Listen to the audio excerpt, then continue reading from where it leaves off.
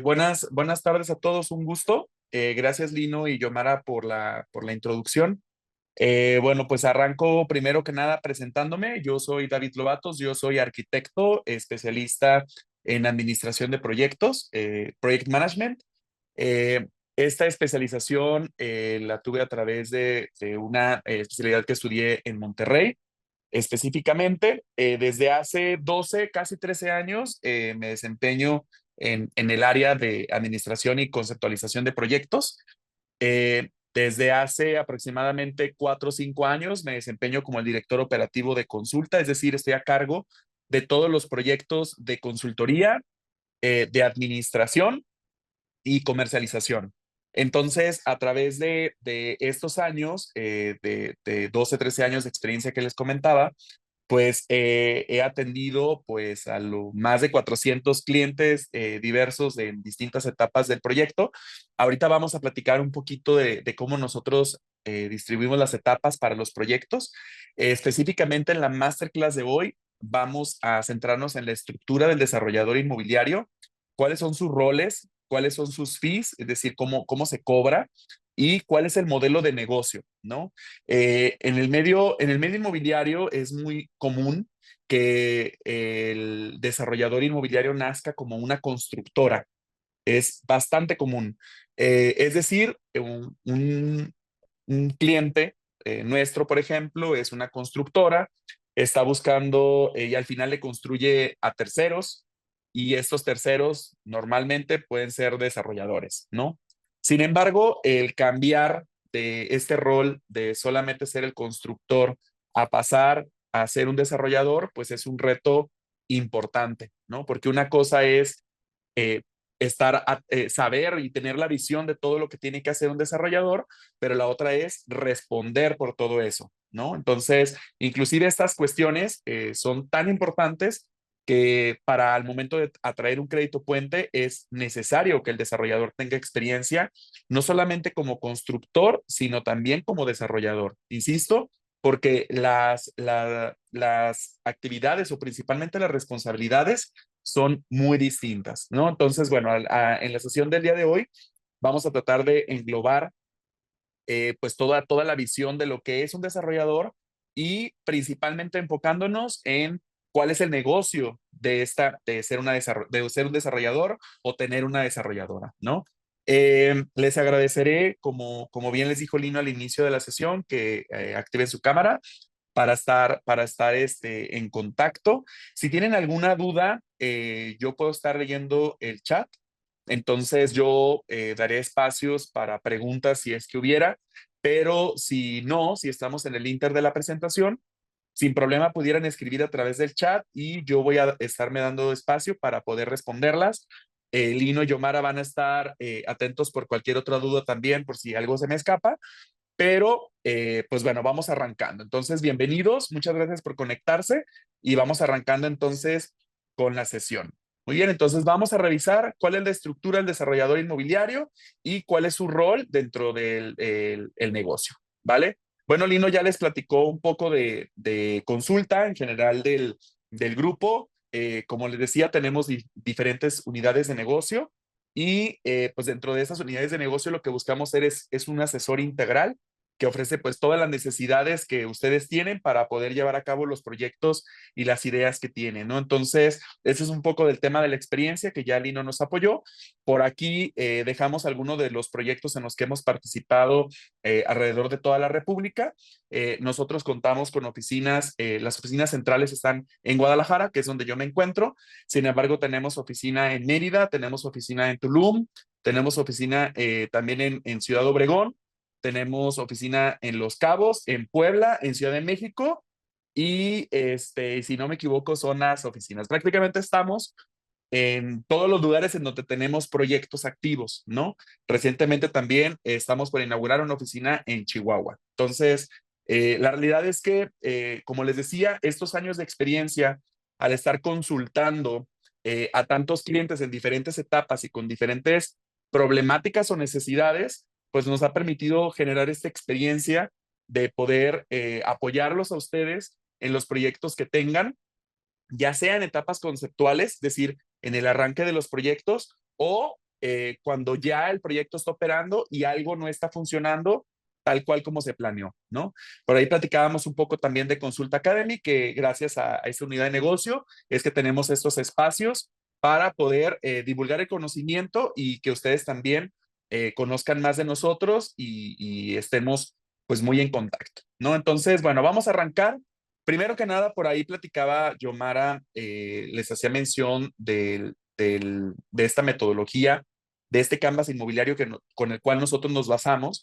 Todos los desarrollos, todos los negocios inmobiliarios pasan por estas mismas etapas, ¿no? La diferencia, o bueno, la particularidad del Canvas inmobiliario es que es una metodología propia de consulta. Entonces, todos los desarrollos tienen un inicio, tienen una ejecución, una planeación y tienen un desarrollo y un cierre, ¿va? Es decir, todos pasan por las mismas etapas, son parte del proceso de cualquier negocio inmobiliario. Nosotros a estas etapas las denominamos en tres, es decir, la etapa de generación, la etapa de integración, de desarrollo y de cierre. En la etapa de generación, lo que se hace es la conceptualización del proyecto. Es decir, generamos un proyecto con valor. Es decir, generamos esta identificación de una oportunidad para poder hacer un negocio. Al término de esta etapa de generación tenemos un plan. Este plan en el cual los socios y los involucrados del proyecto dicen, pues va, si jalamos a hacer el desarrollo, si nos vamos a la siguiente etapa de ejecución y entonces pasamos a la etapa de integración. La etapa de integración son dos etapas, son dos fases principales.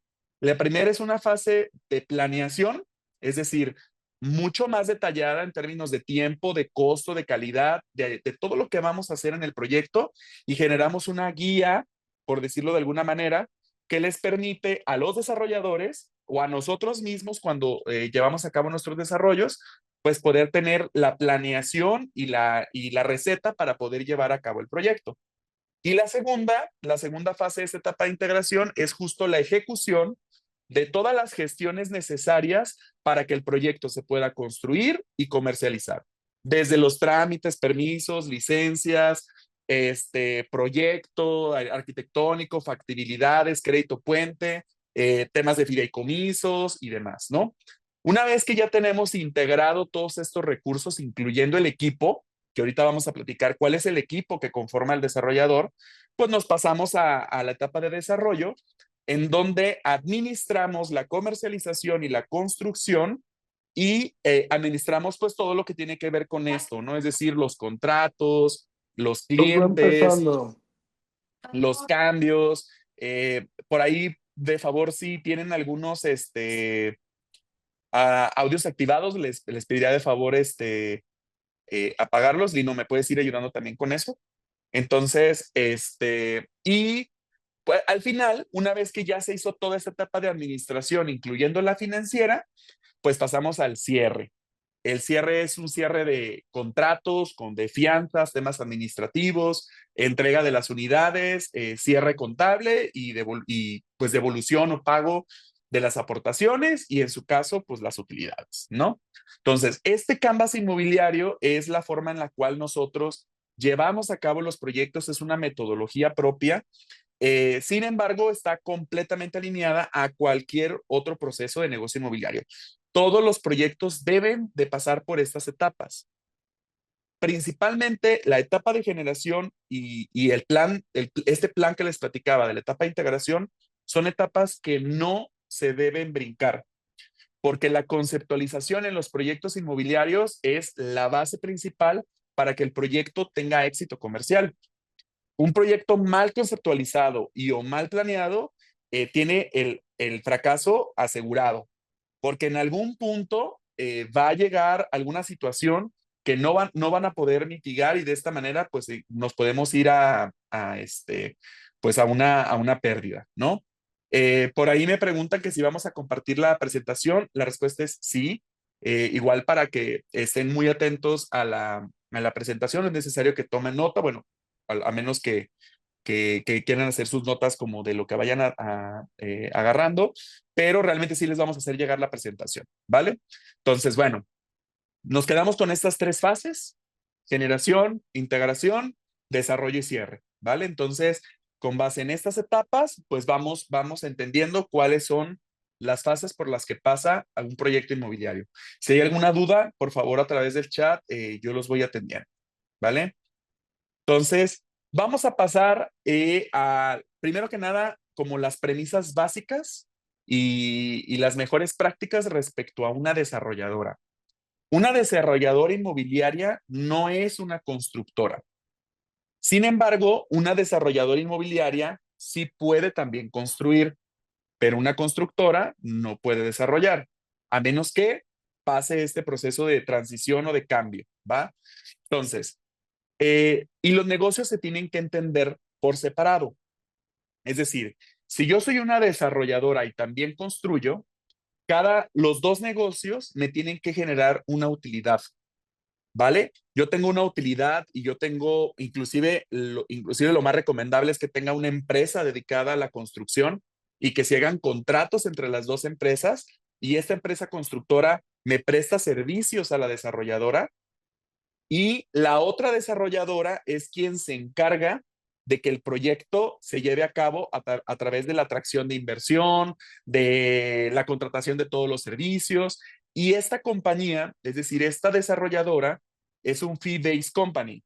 ¿A qué nos referimos con esto? Es que es una compañía que sus ingresos principales son de un fee o de un cobro que va a hacerle al proyecto o a los proyectos para poder mantener su costo operativo, ¿vale?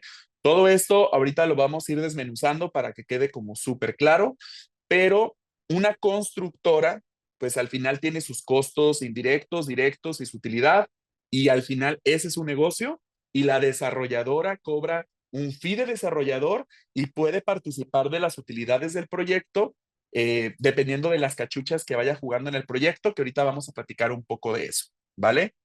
Entonces, el punto que les platicaba, una desarrolladora es un fee-based company, es decir, repito, vive de los ingresos que tiene, que los proyectos le pagan por el servicio que está prestándole a los proyectos de gestión total de los proyectos. Una desarrolladora pudiera subcontratar ciertos servicios de administración, ¿vale? Es decir, una desarrolladora pudiera fungir como un promotor del proyecto, como el encargado principal de un desarrollo, sin embargo, pudiera delegar ciertas actividades, como por ejemplo la administración, a otra empresa, ¿no? Y esta empresa, a su vez, pues también cobrará un servicio a la desarrolladora y llevará a cabo sus servicios de administración. Sin embargo, el desarrollador sigue siendo el responsable único de que el proyecto de inicio a fin se complete. ¿Vale? Entonces, normalmente las estructuras son planas, es decir, hay pocos niveles organizacionales. No es este tipo de empresas corporativas tan grandes en las cuales hay miles de niveles, hay departamentos y demás. Normalmente son pocos niveles organizacionales porque es una estructura más proyectizada, es decir, que esta estructura proyectizada se encarga de llevar a cabo los proyectos, es decir, una célula que lleva a cabo un proyecto o varios proyectos, pero vamos sumando células de trabajo en función a los proyectos se vayan sumando a la desarrolladora, ¿va? Entonces, no tenemos una estructura tan grande, con tantas organizaciones y al final que tenemos que mantenerla porque no hay proyectos, ¿no? La estructura de la desarrolladora puede disminuir y crecer con base en el número y tamaño de proyectos que tenga. Entonces, a eso se le conoce en términos generales una estructura proyectizada, ¿va? Es decir, hay un nuevo proyecto, tenemos un nuevo equipo. Se suma otro nuevo proyecto, podemos sumar otro nuevo equipo. Ese proyecto se termina, ese equipo deja de participar en la empresa y se suma otro proyecto y demás, ¿no? Entonces, vamos integrando equipos con base a la necesidad de la desarrolladora, ¿vale? Entonces, al final, hay una estructura matricial, es decir, una estructura corporativa. Esta estructura corporativa es la que da dirección y soporte principalmente administrativo a esta estructura proyectizada. Es decir, tenemos algunos servicios corporativos y tenemos otras células operativas que llevan a cabo los proyectos, ¿no? Ahorita les explico un poco más de esto. Y al final es un modelo enfocado a una administración por resultados, ¿vale? Todas las personas que son parte de la desarrolladora deben de tener unos objetivos muy claros porque deben de responder por ciertas áreas de resultados. Es decir, existen unos KPIs, que son unos Key Performance Indicators, que son como estos indicadores de desempeño que te dicen cuál es el desempeño que está teniendo las personas con base en un objetivo que se haya fijado. Entonces, la estructura de una desarrolladora, las personas responden por ciertos objetivos, es decir, por resultados. No es lo que hace, sino lo que al final se logra. Entonces, la estructura de un desarrollador está enfocada en lograr los resultados, ¿vale? Entonces, estos en términos generales, y vamos a adentrarnos un poquito más. Ahora, aquí haciendo alusión a un tema de una orquesta, ¿no? Al final, si nosotros nos centramos solamente a un instrumento y nos centramos a una sola cuestión, pues estamos dejando de perder esta visión general que el desarrollador debe tener. Un desarrollador es un orquestador, ¿no? Es este director de la orquesta quien dirige a todas las áreas o a todos los contratos, a todas las personas que están involucradas en el desarrollo y esta persona es quien se encarga de que todas las áreas o proveedores o contratos estén funcionando de una manera con base en el plan que se diseñó, ¿no? Entonces, el trabajo de el trabajo del desarrollador es asegurarse que todas las áreas que involucran el desarrollo del proyecto estén funcionando con base en el plan que se diseñó. Este, dice, por aquí menciona Carlos, en Monterrey teníamos una desarrolladora que reemplazaba todos sus equipos humanos cada cierto tiempo, no generaba pertenencia y hace unos meses se quedó sin flujo de efectivo y quebró. Sí, evidentemente tampoco se trata de estar generando, metiendo gente y sacándola, metiendo gente y sacándola dependiendo de los proyectos. Evidentemente, digo, ya metiéndonos un poco al tema de administración y gestión de talento, pues lo que quieres es desarrollar gente, ¿no? De hecho, ese mucho es nuestro trabajo también, ¿no? Como desarrolladora y en nuestro caso también como empresa que también está buscando y desarrolla también, ¿no? Entonces, ¿qué es lo que hacemos? Al final se atrae gente que posiblemente empieza en niveles de coordinación o de supervisión y se van capacitando para que en algún momento estas personas puedan llevar proyectos.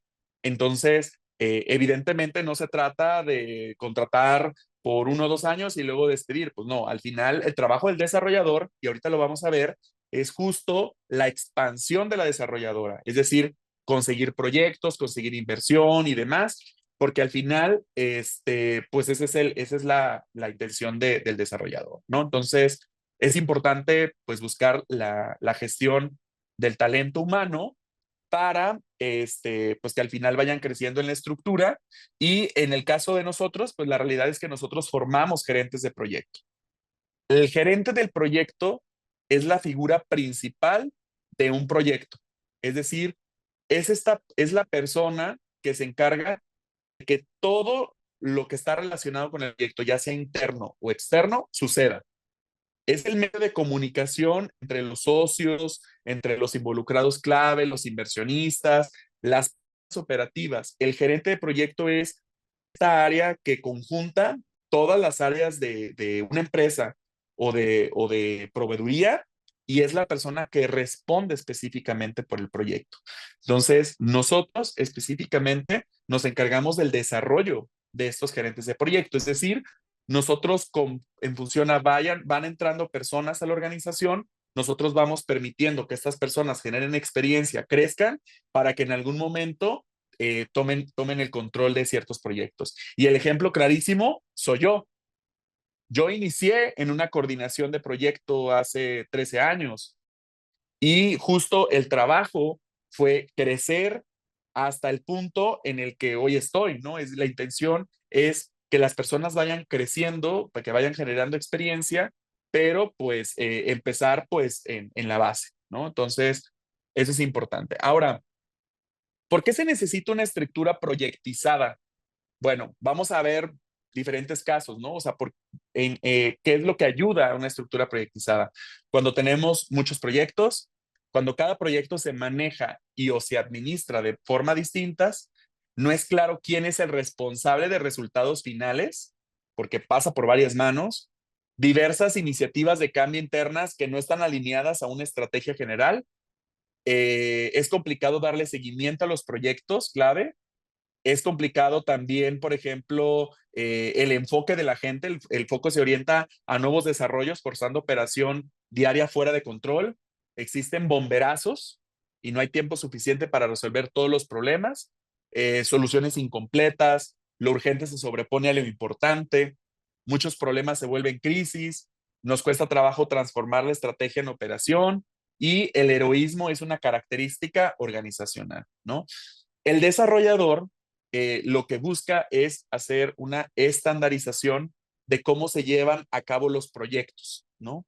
Como bien lo decía Lino, al final nosotros como desarrolladores hemos aprendido de los errores de nuestros clientes y hemos aprendido de los errores nuestros. Entonces, un desarrollador con base a la experiencia que va teniendo, va adquiriendo habilidades que le permiten identificar riesgos y mejorar esta operación. Entonces, lo que buscas al final es estandarizar para que todos los proyectos se lleven a cabo de la misma manera, es decir, que no haya distinción entre el proyecto que está en Querétaro con el que está en San Luis Potosí y demás, que al final las personas que responden directamente por los proyectos son distintas, pero la metodología, la forma y los procesos mediante los cuales se llevan a cabo la gestión es exactamente la misma. Porque quien marca la línea de los estilos y las formas de llevar a cabo el desarrollo, pues es el desarrollador, ¿vale? Entonces, el rol de desarrollador es distinto dependiendo de la estrategia que se tome por cada proyecto. Hay una matriz que justo es la que les estoy presentando en este momento, que la diseñó McKinsey. Esta matriz nos permite comparar dos factores o dos variables, ¿no? En este caso, nosotros utilizamos esta matriz en donde la X es competitividad y la Y es atractividad del mercado. Esto significa que nosotros medimos qué tan competitivo es el desarrollador para atacar cierto proyecto, porque no todos los desarrolladores pueden atacar el mismo tipo de proyecto, ¿no?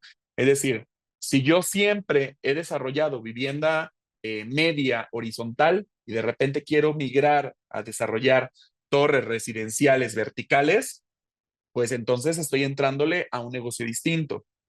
Entonces, yo tengo que medir cuál es la competitividad que yo tengo con base en mi experiencia, con base en mi capacidad operativa, es decir, equipo, con base en mi capacidad económica o mi capacidad crediticia, mi capacidad para formar alianzas, ¿no? Entonces, entrarle de lleno a un desarrollo sin tener como esta competitividad, pues puede también permitir o puede generar que el proyecto, pues al final también fracase, ¿no? Porque gran parte del éxito de un proyecto, pues es la manera en la que se lleva a cabo, ¿no? Y la atractividad del mercado significa qué tan atractivo es el proyecto que queremos desarrollar. Con atractivo me refiero que está en un mercado, por ejemplo, que tiene mucha demanda, poca oferta, que por ejemplo genera muy buenos rendimientos del capital que se le invierte, que pues es un desarrollo que puede ser estratégico por la zona en la que se encuentra, etcétera, ¿no? Entonces, una vez medida la competitividad y medida la atractividad del mercado, nosotros si tenemos un portafolio de opciones de qué desarrollo, sobre qué desarrollo o qué desarrollos pudiera hacer, podemos ir categorizando estos proyectos y decir, bueno, mi competitividad es débil en ese tipo de proyectos. Por ejemplo, si yo siempre me he encargado de hacer plazas comerciales y me están invitando a yo desarrollar un proyecto industrial de naves, pues la verdad es que posiblemente mi competitividad es débil. Y o si me invitan a un proyecto de plazas comerciales, pues posiblemente mi competitividad es muy fuerte. Por otro lado es, ok, la atractividad del proyecto es un proyecto que tiene muy buenos indicadores, es débil o es muy fuerte. De esta manera se van acomodando en los diferentes cuadrantes los proyectos con base en esta categorización. Entonces, con base en dónde, en cuáles de los cuadrantes caiga, podemos categorizar cuál es la estrategia que el desarrollador debe de afrontar frente a ese proyecto, ¿vale? Entonces, aquí hay una recomendación respecto a qué posición estratégica toma el desarrollador frente a ese proyecto dependiendo de la competitividad y la atractividad del mercado, ¿vale? Como les platicaba, la competitividad es el know-how, es decir, la experiencia, el know-who, es decir, si tengo esta capacidad de hacer una alianza, la capacidad financiera o la eficiencia. Y en el caso de la atractividad, pues es el margen de utilidad, las tendencias, los riesgos, la competencia y demás, ¿no? Entonces, ¿qué pasa si entramos en el cuadrante uno? Es decir, mi competitividad es muy baja y la atractividad del proyecto es muy baja. Bueno, pues entonces mi recomendación es no lo hagas, ¿no? O sea, ¿para qué haces un proyecto en donde eres poco competitivo y el proyecto es poco atractivo, ¿no? Sin embargo, si entramos en una categoría 5, por ejemplo, podemos hablar de una posición reactiva con alianza. Es decir, reactiva significa, si me invitan a un proyecto, es decir, yo no voy a empujar a que ese proyecto suceda, sino si se me presta la oportunidad a que ese proyecto se desarrolle, yo lo puedo hacer, pero lo hago con una alianza porque mi competitividad es media y la atractividad del proyecto también es media. Y sin embargo, como mi competitividad es media, yo pudiera dirigir el proyecto, es decir, yo pudiera tomar la batuta.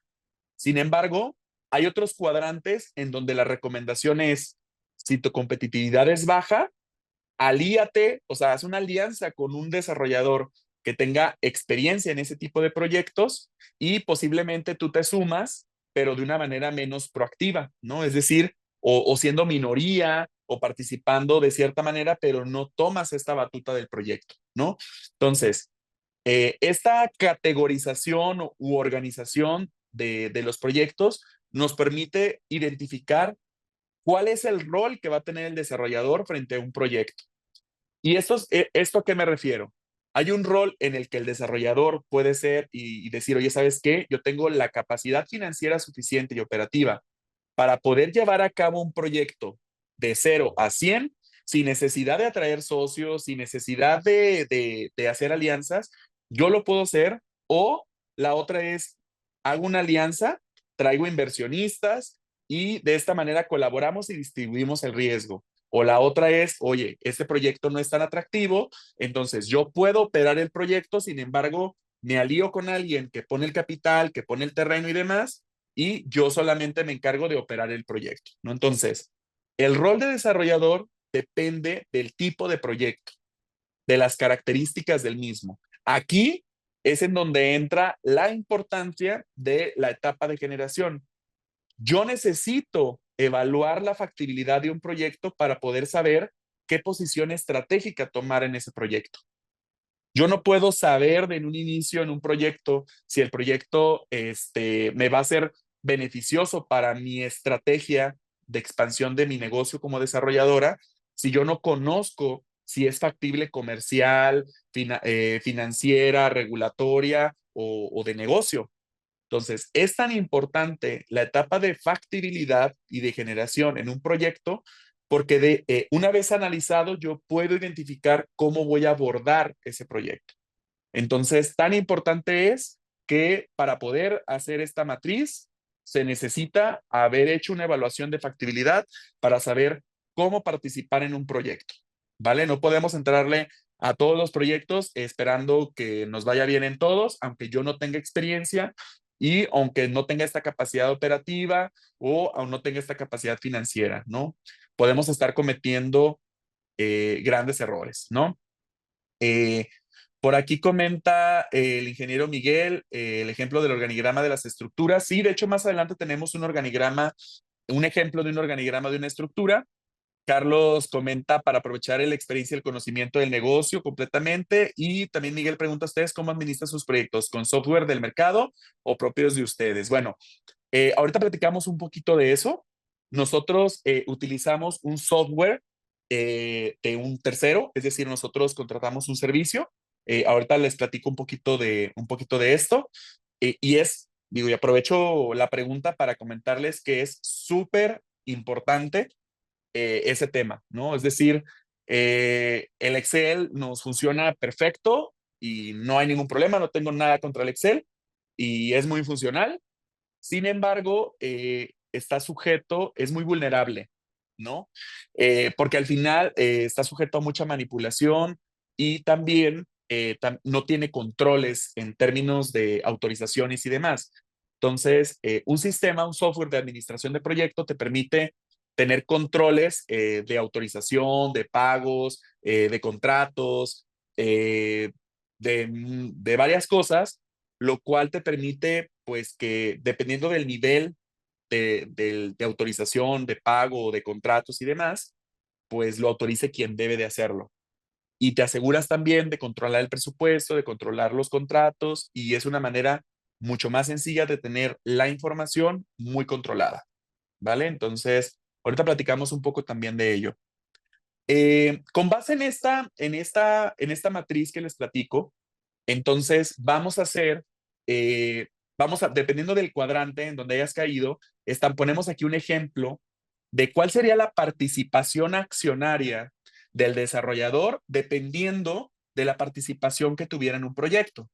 Porque, por supuesto, al final queda una utilidad, ¿no? El negocio inmobiliario es un negocio financiero. Lo que estamos buscando es generar utilidad, rendimiento, ¿no? Entonces, el negocio se hace porque pues queremos vender o rentar, se construye y al final queda una utilidad de la venta o la renta de ese negocio.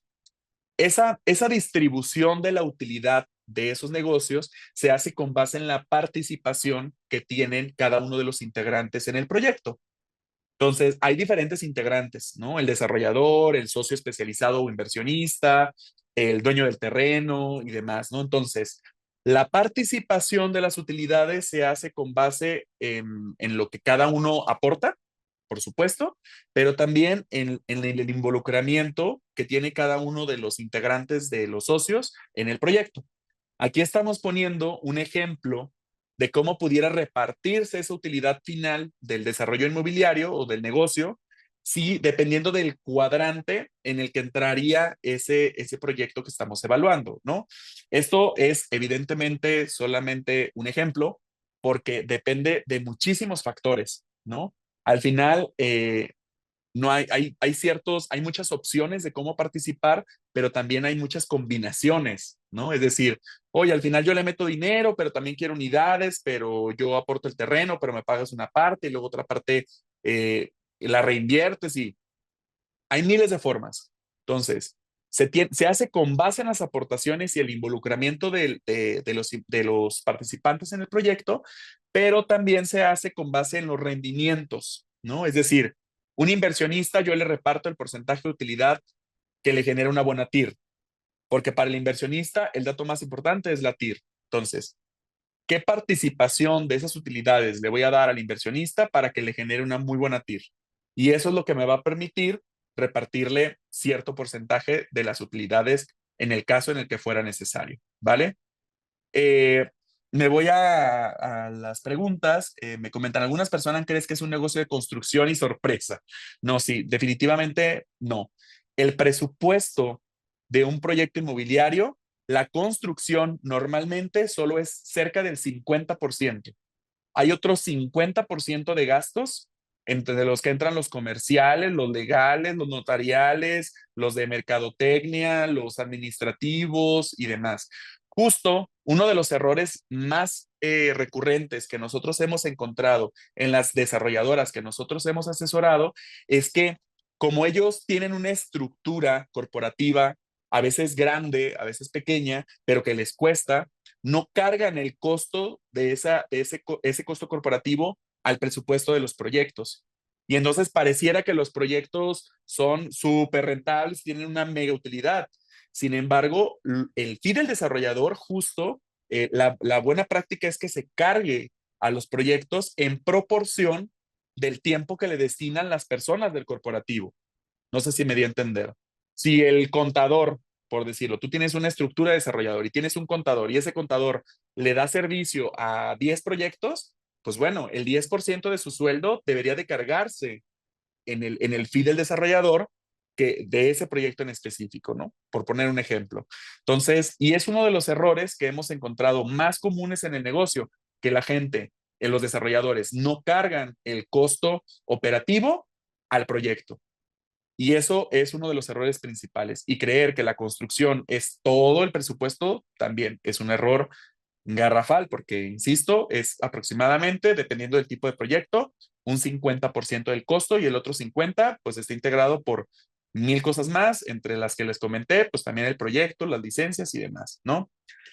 Eh, Me pregunta por aquí, bueno, no tengo no, tu nombre, pero dice administrador teléfono. ¿Se puede iniciar desde cero, es decir, como emprendedor partiendo desde cero?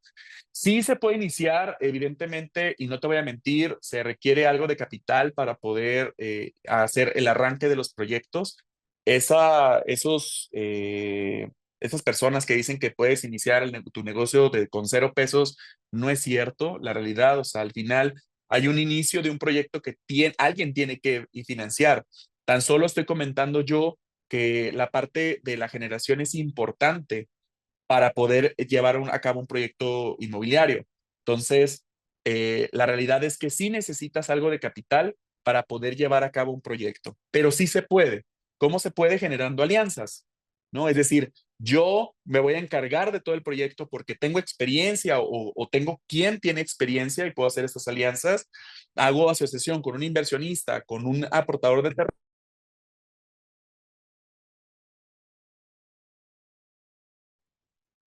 Te cortaste un poco, David.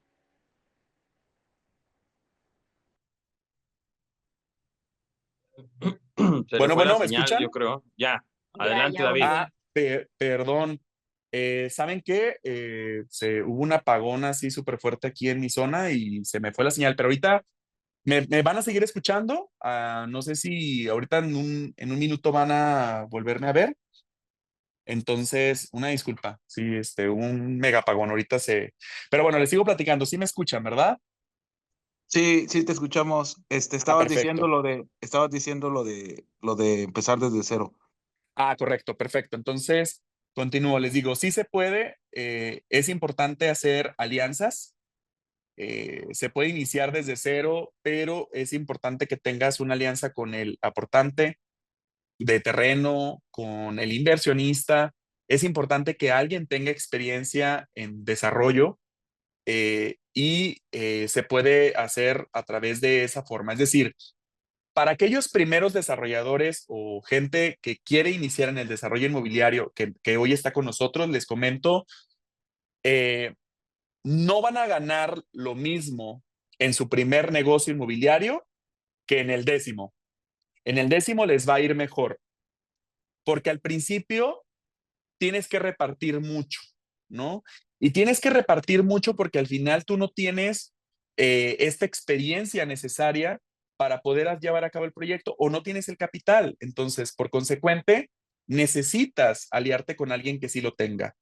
Entonces, lo que les comento es importante entender que cuando vas empezando como desarrollador, vas a compartir las ganancias entre varias personas, ¿no? Es decir, entre aquellas personas que te ayudan a llevar, no sé, la construcción, entre las personas que te van a ayudar a traer el capital o los inversionistas, y demás, ¿no? Entonces, pues bueno, sí se puede, pero es importante hacer alianzas.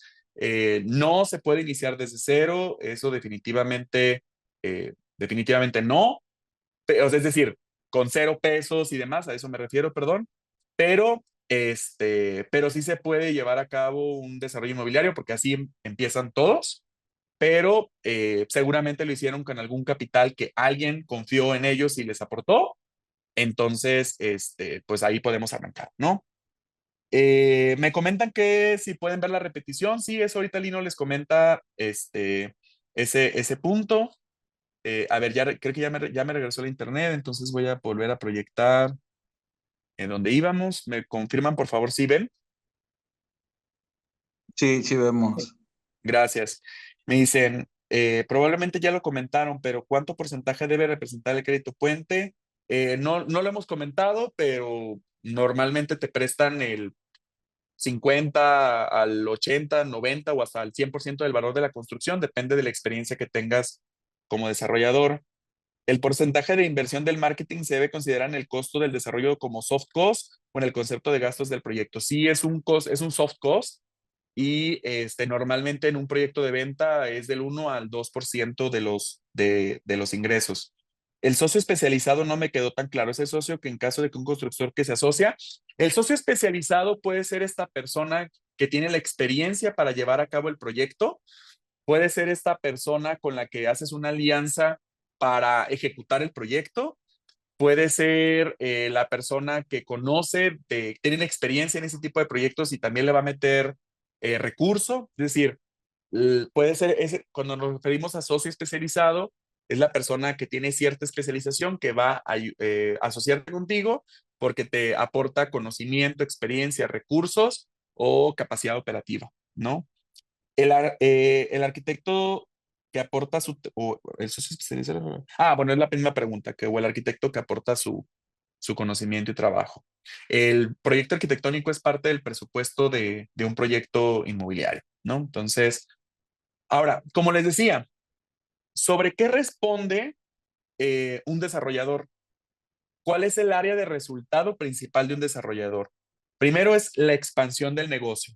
Por ahí me platicaban que un desarrollador de Monterrey quebró y que porque al final no generaba como pertenencia con sus gerentes y demás. Pues bueno, parte del trabajo del desarrollador es la expansión del negocio, es decir, buscar nuevos proyectos, buscar que también el volumen, subir el volumen de ingresos y de inversión, es decir, generar que los proyectos tengan más ingresos que lo previsto y generar muchos nuevos proyectos, ¿no? Tener una base instalada de inversionistas, es decir, es muy importante que cuidemos la relación con los inversionistas. Un inversionista que te aporta en un proyecto inmobiliario, si le va muy bien contigo, te va a acompañar durante todos tus siguientes proyectos. Entonces, es muy importante la relación con los inversionistas porque son relaciones que deben de buscarse a largo plazo. Entonces, una buena base instalada de inversionistas te va a permitir hacer un proyecto, el que sigue y el que sigue y el que sigue.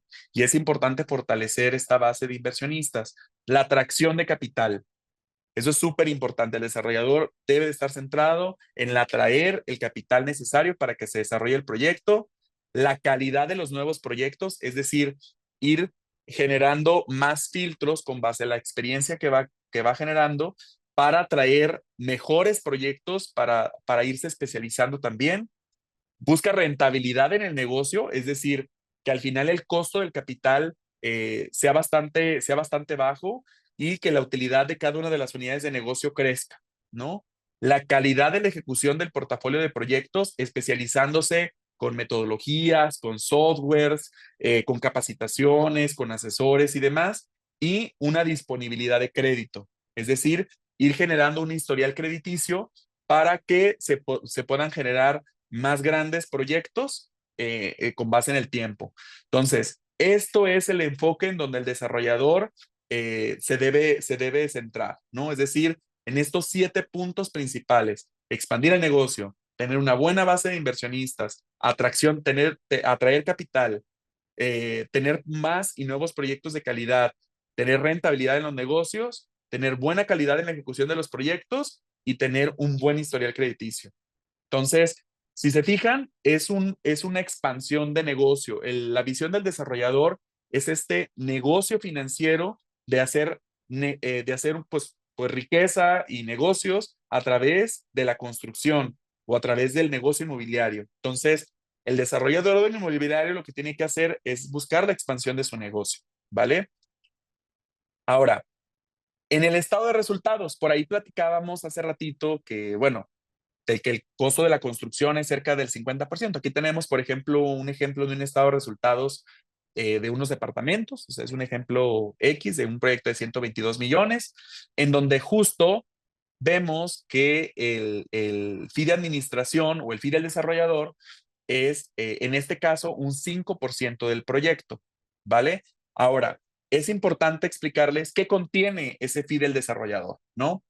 El fee del desarrollador puede ir de un 5 hasta un 10% del ingreso, dependiendo de los ingresos, la complejidad y el tamaño del proyecto. El fee del desarrollador va a ser más costoso o va a tener un porcentaje más alto en proyectos pequeños, porque ¿qué es lo que se paga con este fee del desarrollador? Se paga un recurso humano, se paga, es decir, la gente que va a operar el proyecto, se pagan unos gastos de operación, es decir, ¿qué necesito para poder operar ese proyecto? Necesito viáticos, gastos de representación, oficina, amueblado, renta, gasolina. Necesito computadoras y equipos. Ahí necesito pues tablets, laptops, un dron, lo que sea que necesito para llevar a cabo la ejecución de ese proyecto. Tengo otros gastos indirectos, que en esos gastos indirectos, por ejemplo, pues es el staff corporativo, es decir, esta gente que no está enfocada directamente en ese proyecto, que es corporativa, pero que presta servicio a varios proyectos. Entonces, yo tengo que cargarle el porcentaje que corresponde de esas personas corporativas a los proyectos. Ejemplo que les comentaba del contador hace unos minutos, ¿no? Y por último, la utilidad, ¿no? Es decir, y esa utilidad dependerá de la participación del desarrollador en el proyecto. Es decir, si yo estoy haciendo mi propio proyecto, entonces posiblemente yo sacrifique un poco de utilidad en el fee que yo estoy cobrando, porque al final yo me voy a quedar con más utilidad del negocio final, ¿no? Pero ¿qué pasa si yo tengo socios e inversionistas en el proyecto y todos participamos de la utilidad? Bueno, pues uno de mis negocios es este fee del desarrollador. Entonces yo te cobro como un prestador de servicios con la utilidad como debe de ser, porque al final nos vamos a repartir lo que quede y pues entre lo que quede, pues yo ya desconté la utilidad que yo debo de cobrar en este fee del desarrollador. En general, esto es lo que integra un fee del desarrollador. Es decir, ¿y cómo se paga? Eso es una pregunta importante, ¿no? Lo más común es que se fije un porcentaje del ingreso, como si fuera una comisión, vamos a decirlo, en donde se calculan estos gastos durante una vida del proyecto, ¿vale? Y se van cobrando conforme cobranzas mensuales para que se paguen estos costos operativos.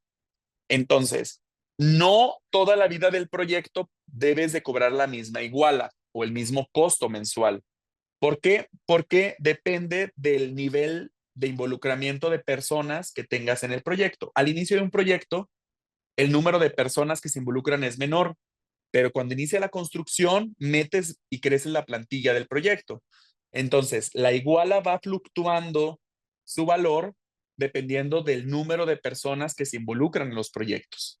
Entonces, al inicio del proyecto es una iguala menor y luego va creciendo con base en el avance del proyecto. Eso es, vamos a decir, lo más común.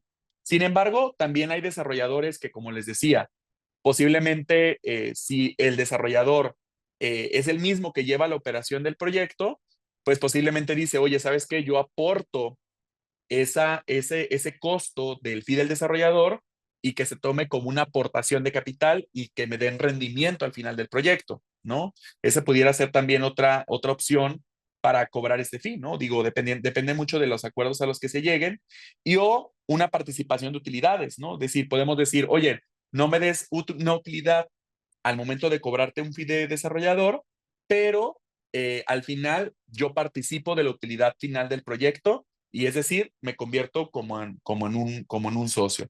Insisto, yo siempre hablo del desarrollador como una persona que puede ser eh, el que opera y o administra el proyecto, o pueden ser dos figuras completamente diferentes, pero recuerden, el desarrollador siempre va a responder por el 100% del proyecto, ¿vale?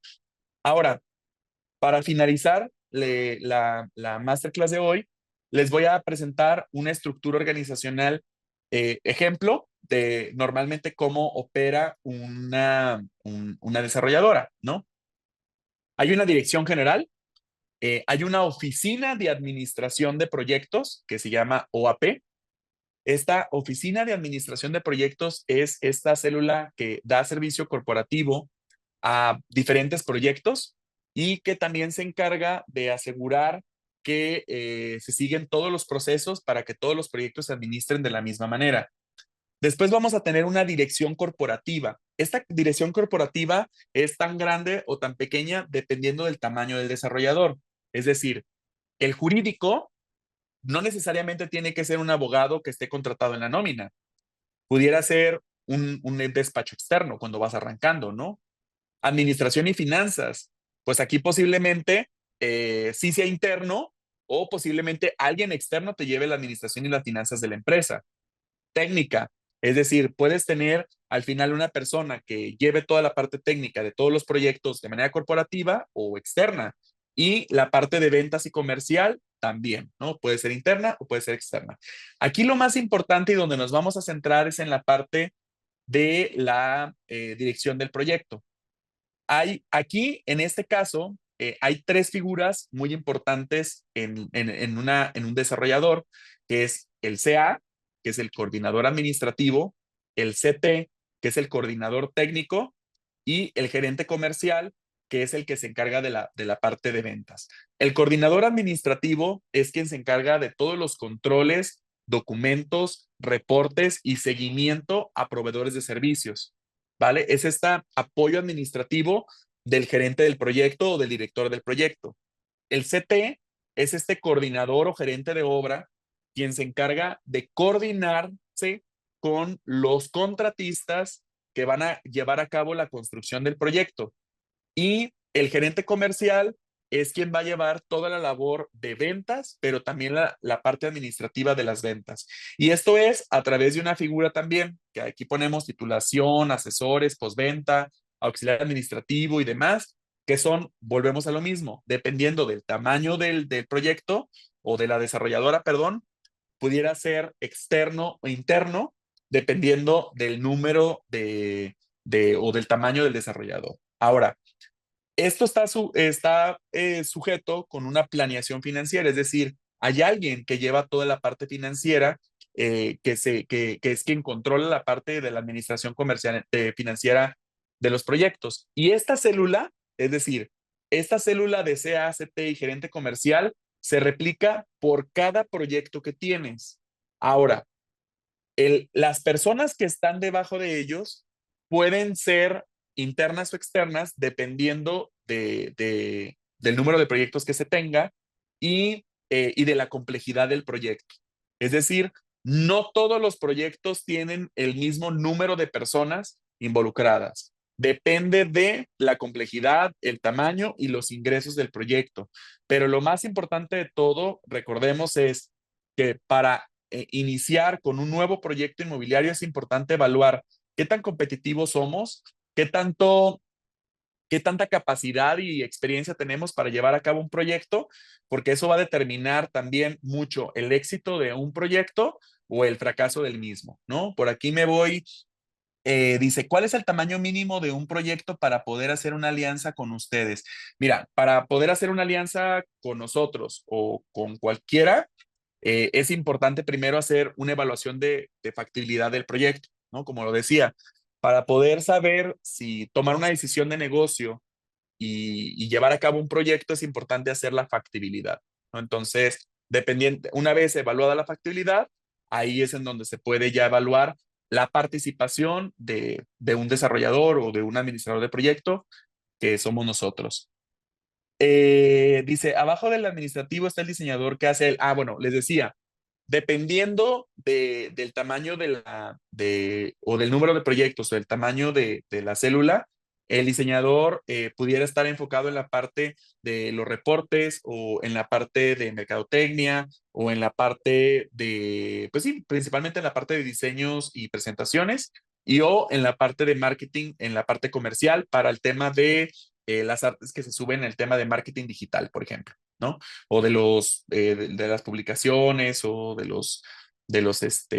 espectaculares y demás, ¿no? Entonces, en general, esa es una estructura, ¿no? Y lo que buscamos en esta sesión de hoy es que ustedes, de manera muy general, porque por supuesto, y como ven, es mucha información, porque así es el negocio inmobiliario, es complejo, pero es importante que ustedes conozcan e identifiquen que si están buscando iniciar en este negocio del desarrollo inmobiliario, es importante que consideren todos los factores que son necesarios para poder llevar a cabo estos desarrollos. Y como les digo, la etapa de conceptualización de un proyecto es base para poder saber cómo afrontamos ese proyecto como desarrollador y también para identificar qué tan atractivo es ese proyecto para ver cómo nos involucramos en él, ¿no? Entonces, me quedo con esas ideas para que ustedes este, se lo queden en mente, porque brincarse la etapa de conceptualización y planeación es un error, porque al final eso va a ser importante tanto para el desarrollo del proyecto como para la administración del mismo, ¿no? Entonces, por aquí me preguntan que el CA y CT qué es. Les comentaba, el CA es coordinador administrativo y el CT es el coordinador técnico, ¿vale? El CA es el que lleva todo el control administrativo de documentos y seguimiento con proveedores de servicio, y el CT es el gerente de obra o el coordinador técnico, quien se encarga de la administración de los contratos de construcción y de la supervisión y calidad y presupuesto de la obra, ¿vale? Entonces, por mi parte, sería todo. Ahorita los dejo con Lino para que me ayude con el tema, del tema del cierre de la sesión de hoy. Y solamente termino la última pregunta. Me dice, ¿cuánto se recomienda cobrar como anticipo en lo que se llega a la etapa de los ingresos? Bueno, como les decía, normalmente la etapa inicial de los proyectos no requiere tanto involucramiento de personas. Entonces, sí se puede cobrar, es decir, yo no te diría más que como un anticipo, o perdón, más que como un porcentaje o un monto. Es importante hacer algo que se le conoce como histograma, ¿vale? Un histograma significa un programa histórico de gastos como un flujo, es un flujo de cuál es tu presupuesto. Por ahí yo les puse atrás, me voy a regresar un poquito en la presentación. Yo les ponía cuáles son los gastos que se cobran en en un desarrollo, o en un FIDE desarrollador. Aquí están, ¿no? Entonces, tú colocas esto como un presupuesto, es decir, como un presupuesto, y le pones monto y demás de lo que te va a costar cada persona que se va a involucrar en el proyecto o cada gasto que vas a generar, y lo pones en el tiempo. Y dices, bueno, pues nos va a tomar 3, 4, 5, 6 u 8 meses hacer los trámites. Y luego después vamos a arrancar con preconstrucción y planeación, y después vamos a arrancar con la obra y después con el cierre. Bueno, tú haces esto como un flujo y tú vas poniendo cómo te vas a ir necesitando y gastando estos recursos durante todo el tiempo, y pues ahí tú le colocas la utilidad, el porcentaje de utilidad que tú quieres cobrar de esos servicios, y eso es lo que tendrías que cobrar al inicio. ¿Por qué? Porque al final ese es el costo que tú tienes para poder soportar esta estructura.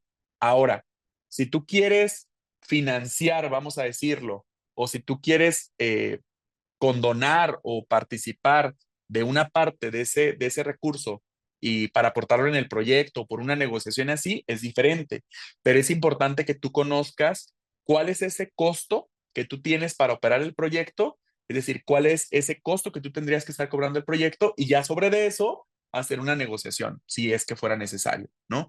Nosotros muchas veces hemos hecho este tipo de negociaciones donde nos dicen, oye, ayúdame a que tu flujo en los primeros meses sea más bajo, es decir, los pagos que te hago en lo que hay ingresos, pero al final, pues no se puede sacrificar la operación. Es decir, yo te puedo cobrar, pero te puedo cobrar el mínimo para que al final el negocio salga, ¿no? Porque al final de nada sirve sangrar al desarrollador o al administrador del proyecto y que el proyecto empiece a fallar, ¿no? Entonces, mi recomendación es hacer un histograma, es este presupuesto histórico, para que veas cuál es el costo mínimo que tienes que cobrar por ese servicio, y pues ahí te va a salir el número una vez sumada la utilidad de lo que tú quieres, de lo que tú tienes que cobrar, y ya sobre eso haces una negociación, ¿vale?